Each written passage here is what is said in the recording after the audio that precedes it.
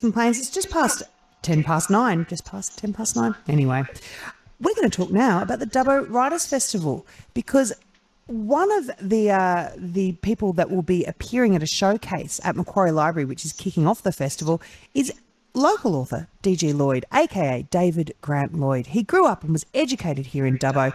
He's published 2 books and he joins us now. Good morning. Good morning. Thanks for having me. Oh, it's such a pleasure. So you grew up in Dubbo. Have you always been interested in being a writer? Writing for me, I never really consciously wanted to be a writer. Writing was something I felt compelled to do. It was more of a compulsion than anything else. I've met a lot of people who say they want to be writers, and I've met a lot of writers who say they've always wanted to be a writer, but I've always considered writing to in a way, be a form of purgatory, and why anyone would want to live in purgatory is beyond me, I think. It is, in my experience, a form of torture. I would agree with that. But so you grew up in Dubbo in town? I did, yes. Yeah, and so were you one of those kids that was like kind of always in the library and wanting to read and write? Was that you? Yeah, I was always inquisitive and curious, asking questions, and for whatever reason, reading books and even writing things down was just something that, as I said, I felt compelled to do. And so when did you start turning this into an idea of like, well, I love writing, I'm actually going to go and publish something? Well, in the case of my poetry in a way has always been a form of therapy for me, I've always found. But with illustrated literature, in the case of my children's book, Natalie Numbat, that actually goes back to when I was about 10 years old and attending Arana Heights.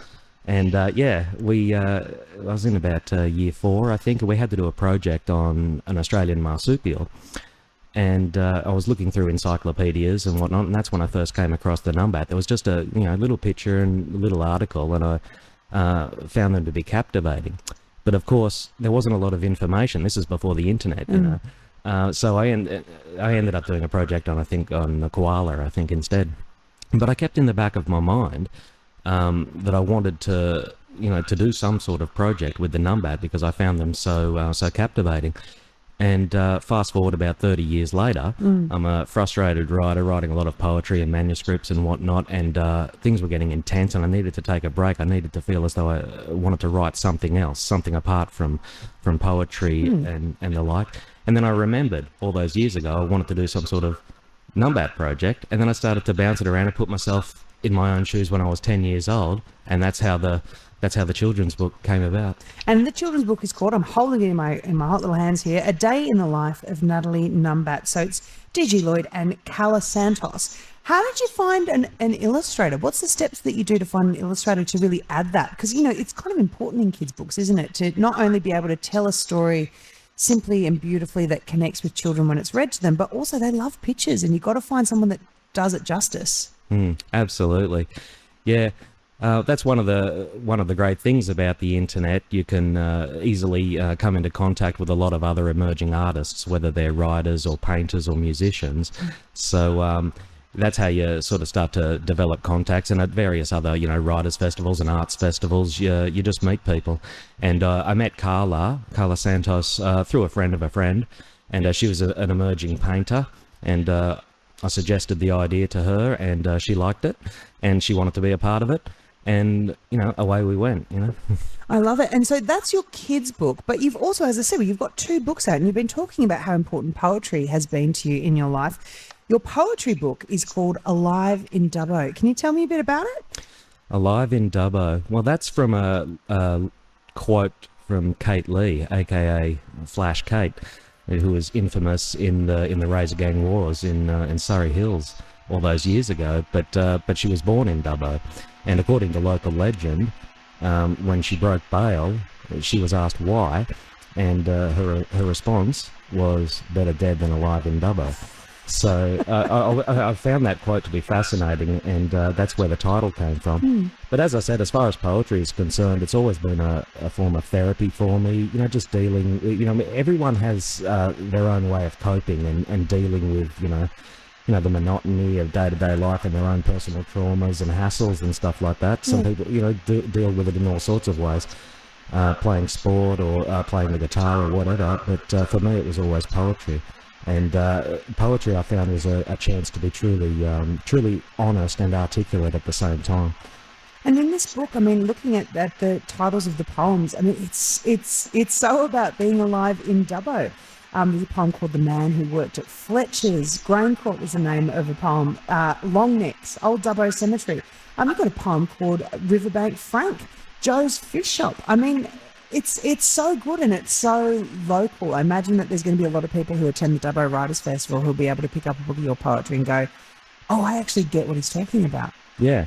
It is very localised, and interestingly enough, a lot of people outside of Dubbo, like in Sydney and in Newcastle and whatnot, and even overseas, are giving me feedback saying that not only is it localised, but it's also got universal appeal as well. So even if there are some local references that people outside of Dubbo don't necessarily get, they still get the elements of the human condition, which are always there. What if I handed you this book of poetry that you've given me and I asked you to read one out, one that you think that the listeners across the Western Plains would go, yeah, all right, I get that. That's very indicative of Dubbo. So it's on the spot. This is the kind of action-packed breakfast show that we have here when it comes to action-packed poetry-related content.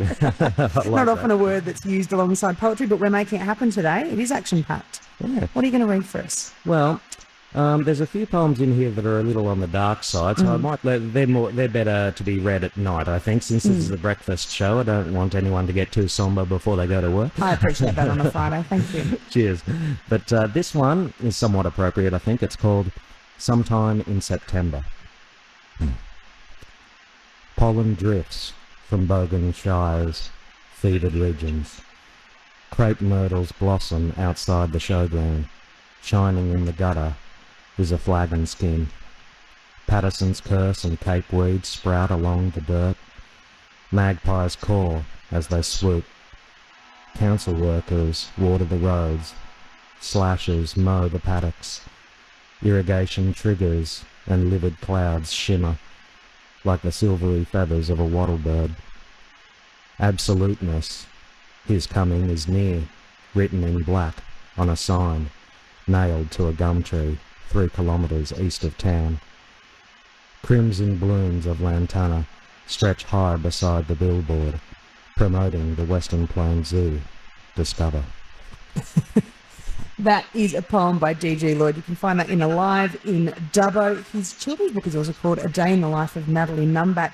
You are appearing at the Dubbo Writers Festival this weekend. What are you most excited about, the Dubbo Writers Festival Authors Showcase? Well, that's on this afternoon at 5 p.m. at the Macquarie Regional Library. I'm most looking forward to meeting other local writers and people that are just other local people that are just interested in literature in general. You know, we sort of find you know, we bookworms that we sort of have a bit of a strong kinship, I think. It's a solitary thing, isn't it, reading? But also when you find a community that you can talk to about it, it's like, oh, yes, there's a good connection here. It is. It is a very intimate kind of connection that you know. That goes through the written word. You know, it's a very unique kind of kinship and connection with other people that we have. Well, D.G. Lloyd, aka David Grant Lloyd, is a local Dubbo author. He will be appearing at the Dubbo Writers Festival this weekend. His book of poetry is called Alive in Dubbo, amazing quote, and his children's book is called A Day in the Life of Natalie Numbat. Thank you so much for joining us this morning. Really appreciate it. Thank you.